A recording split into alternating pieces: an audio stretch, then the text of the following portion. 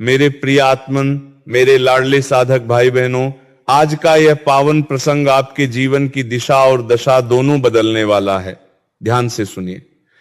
इस वर्ष की अक्षय तृतीया कोई सामान्य तिथि नहीं है, बल्कि पूरे 72 वर्षों के बाद ग्रहों का एक ऐसा दुर्लभ संयोग बन रहा है जिसे शास्त्रों में अमृत योग कहा गया है।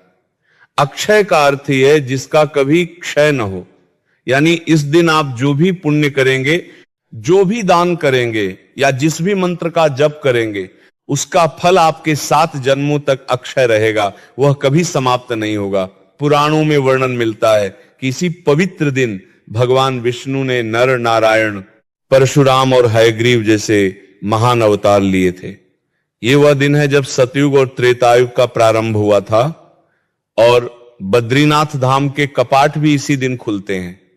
सोचिए, जिस दिन साक्षात प्रभु के द्वार खुलते हों, उस दिन यदि आप गौ माता के द्वार पर जाकर एक छोटा सा ग्रास खिला दें, तो क्या आपके भाग्य के द्वार नहीं खुलेंगे? आज समाज में हर व्यक्ति भाग रहा है, कोई कर्ज से परेशान है, कोई बीमारी से, तो किसी के घर में शांति नहीं है। लोग लाखों रुपए ज्योतिषियों और तांत्रिकों को दे देते हैं, लेकिन जो साक्षात कामधेनु हमारे बीच साक्षात देवी के रूप में विराजमान है, उसकी सेवा करना भूल जाते हैं। आज मैं आपको बताऊंगा कि कैसे एक मुट्ठी अनाज या एक छोटी सी रोटी आपकी दरिद्रता के उस अंधकार को मिटा सकती है जिसे आप वर्षों से ढो रहे हैं। विश्वास मानिए, यदि आपने अक्षय तृतीया के ब्रह्म मुहूर्त से लेकर सूर्यास्त के बीच यह गुप्त उपाय कर लिया, तो मां लक्ष्मी स्वयं आपके घर का पता ढूंढते हुए आएंगी और आपके जीवन में सुख, शांति और समृद्धि का ऐसा संचार होगा कि आपने स्वप्न में भी नहीं सोचा होगा। प्यारे भक्तों, बहुत से लोग पूछते हैं कि महाराज अक्षय तृतीया पर गाय की ही पूजा क्यों? तो कान खोलकर सुन लीजिए, हमारे सनातन धर्म में गाय को केवल एक चौपाया पशु नहीं माना गया, बल्कि वह सर्वदेवमयी है।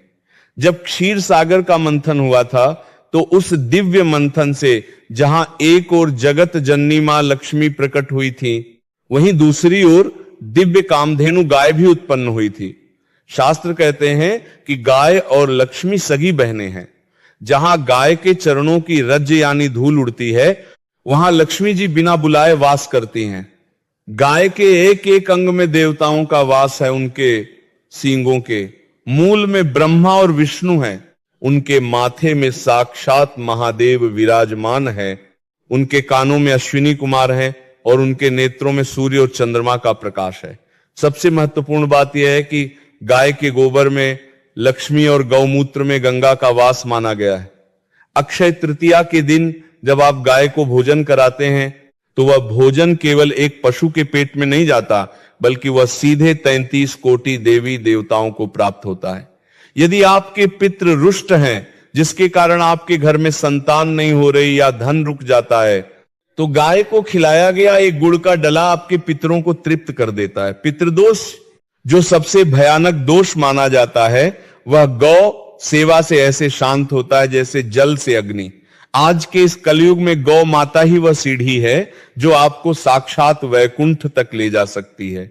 इसलिए इस अक्षय तृतीया पर अहंकार को त्याग कर अपने हाथ में थोड़ा जल लेकर संकल्प करें और उस गौ माता की शरण में जाएं, जो अपनी एक हुंकार से आपके बड़े से बड़े वास्तु दोष और ग्रह दोष को भस्म करने की शक्ति रखती है।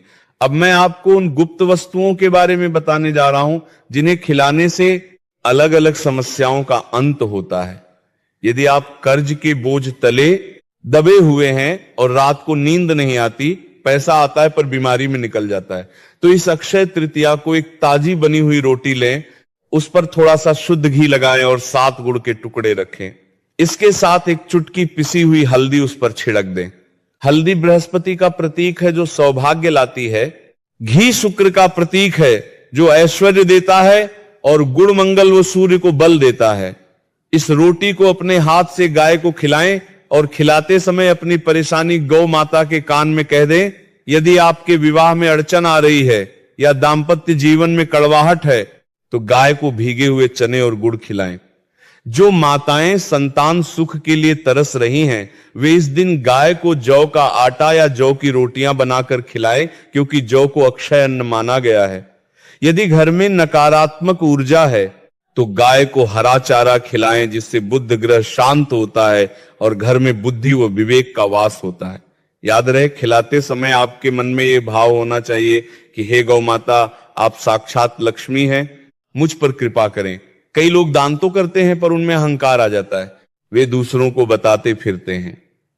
याद रखना प्यारे, जो दान ढोल पीट कर किया जाता है उसका फल क्षय हो जाता है, लेकिन जो दान चुपचाप बिना किसी को बताए किया जाता है वही अक्षय बनता है। इसलिए इस क्रिया को अत्यंत गुप्त रखें। गाय को मारना या डराना तो दूर, उस दिन उनके सामने अपशब्द भी न बोले। उपाय की सफलता केवल सामग्री पर नहीं बल्कि आपके संकल्प और नियमों पर टिकी होती है। अक्षय तृतीया के दिन सुबह जल्दी उठकर स्नान करें और संभव हो तो पीले या लाल रंग के वस्त्र धारण करें, क्योंकि ये रंग मां लक्ष्मी और भगवान विष्णु को अत्यंत प्रिय है। जब आप गाय को खिलाने जाएं तो नंगे पैर जाएं और सबसे पहले गौ माता के चरणों का स्पर्श करके अपने माथे पर लगाएं। शास्त्रों में कहा गया है कि गौ माता के चरणों की धूल में इतनी शक्ति है कि वह आपके सोए हुए भाग्य को जगा सकती है। भोजन खिलाने के बाद गाय की 3 बार परिक्रमा करें। यदि आपके पास गौशाला जाने का समय नहीं है तो अपने घर के द्वार पर आने वाली पहली गाय को कभी खाली हाथ न भेजें। एक और विशेष सावधानी, गाय को कभी भी बासी रोटी या कचरे में पड़ी चीजें न खिलाएं। इससे पुण्य मिलने के बजाय दोष लगता है। इस पावन तिथि पर कम से कम 108 बार नमो भगवते वासुदेवाय या श्री राधा वल्लभ श्री हरिवंश का जप करते हुए यह सेवा करें। मेरे लाडले भाइयों, यह जीवन क्षण भंगुर है। आज आपके पास अवसर है कि आप इस दिव्य तिथि का लाभ उठाकर अपने आने वाले कल को सुरक्षित कर सकें। जो लोग कहते हैं कि हमारी किस्मत खराब है, मैं उनसे कहता हूं कि आप एक बार गौ माता की आंखों में करुणा के साथ झांक कर तो देखिए, आपकी किस्मत के बंद ताले अपने आप खुल जाएंगे। यह उपाय केवल धन के लिए नहीं है, यह आत्मिक शांति और मोक्ष के लिए भी है। यदि आप इस सेवा को निरंतरता से करेंगे तो आपको कभी किसी के सामने हाथ फैलाने की आवश्यकता नहीं पड़ेगी।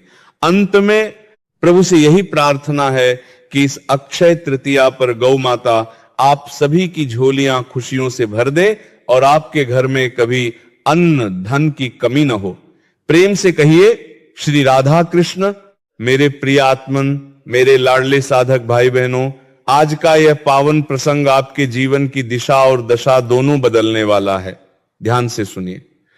इस वर्ष की अक्षय तृतीया कोई सामान्य तिथि नहीं है, बल्कि पूरे 72 वर्षों के बाद ग्रहों का एक ऐसा दुर्लभ संयोग बन रहा है जिसे शास्त्रों में अमृत योग कहा गया है। अक्षय का अर्थ यह है जिसका कभी क्षय न हो, यानी इस दिन आप जो भी पुण्य